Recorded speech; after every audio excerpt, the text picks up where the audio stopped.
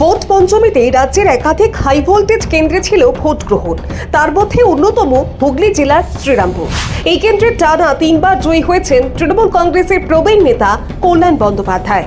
চলতি নির্বাচনে পুরাতন সৈনিকের উপর ভরসা রেখেছেন তৃণমূল সুপ্রিমো মমতা বন্দ্যোপাধ্যায়। বিজেপি প্রার্থী করেছেন কবি শঙ্কর বসুকে, যিনি আবার তৃণমূল প্রার্থীর প্রাক্তন জামাই। সিপিএম এর টিকিটে এই আসন থেকে লড়েছেন তরুণ প্রার্থী দীপশিতা ধর। সোমবার সকাল থেকেই নির্বাচন কেন্দ্রের অন্তর্গত বিভিন্ন বুথে পরিদর্শনে যান তৃণমূল প্রার্থী।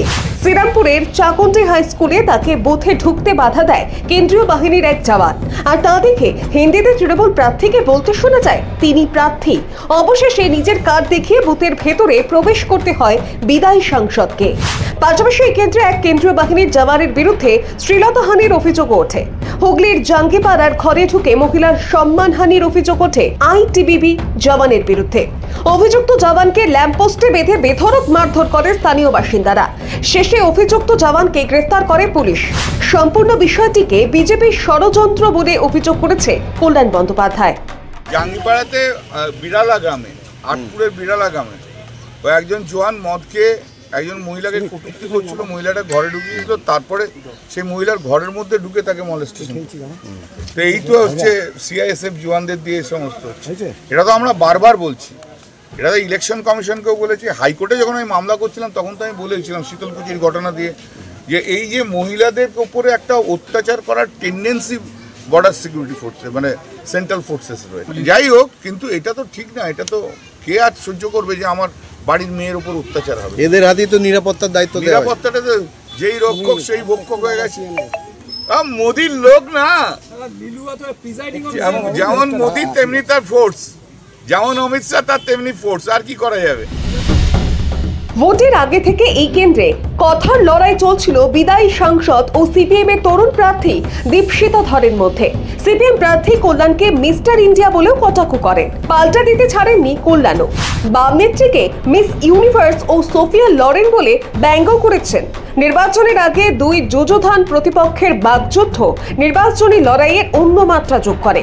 গতবার 3 নম্বরে থাকলেও এবার নিজের জয়ের ব্যাপারে আশাবাদী দীপশিতাও। টাকা এজেন্টই না বুঝতে দেওয়া হয়, তাহলে সেখানে সাধারণ মানুষ এজেন্ট ভোট দেবেন কী করে? এজেন্ট তো এই কারণেই থাকেন যাতে কোনো জায়গায় পক্ষপাতিত্ব না হয়। ফলে আমাদের যে আশঙ্কার কথা আমরা বারবার বলেছি, কল্যাণ ব্যানার্জির ক্ষেত্রে একমাত্র অনলি ওয়ে লেফট ইজ যে উনি বুথ জ্যাম করে বুথ দখল করে ভোট করেন।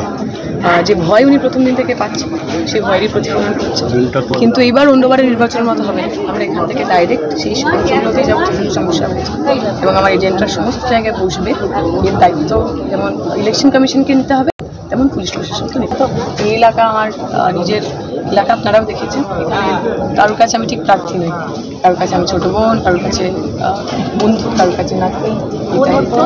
ফলে তারা তাদের মেয়েকে, তাদের ঘরের মেয়েকে ভোট দিতে এসেছেন। সোমবার ভোট গ্রহণ শুরুর পর থেকে বিক্ষিপ্ত অশান্তির ঘটনায় উত্তপ্ত হয়ে ওঠে শ্রীরামপুর। আর এই লোকসভা কেন্দ্রের অন্তর্গত ডোমজুরের দেবীপাড়ায় বিজেপির ক্যাম্প অফিস ভাঙচুরের অভিযোগ ওঠে। অভিযোগের তীর শাসক দল আশ্রিত দুষ্কৃতীদের বিরুদ্ধে। ঘটনায় উত্তেজনা ছড়ালে পুলিশ লাঠি উঁচিয়ে তৃণমূল বিজেপি দুই দলের কর্মী সমর্থকদেরই তাড়া করে। পরে দু দলের কয়েকজন কর্মীকে আটকও করে পুলিশ। সব মিলিয়ে বিক্ষিপ্ত অশান্তির ঘটনার মধ্যে শ্রীরামপুরে ভোট পর্ব মিটল। আর এই কেন্দ্রে টানা 4বার জয়ের রেকর্ড করতে পারবেন তৃণমূলের অভিজ্ঞ প্রার্থী, নাকি শ্রীরামপুরে বাজিমাত করবে বিজেপি, নাকি এই কেন্দ্রে দুই দলকে হারিয়ে সংসদে পৌঁছবে দীপশিতা ধর? উত্তর মিলবে চৌঠা জুন। সৌভিক সান্যালের রিপোর্ট, সময় কলকাতা।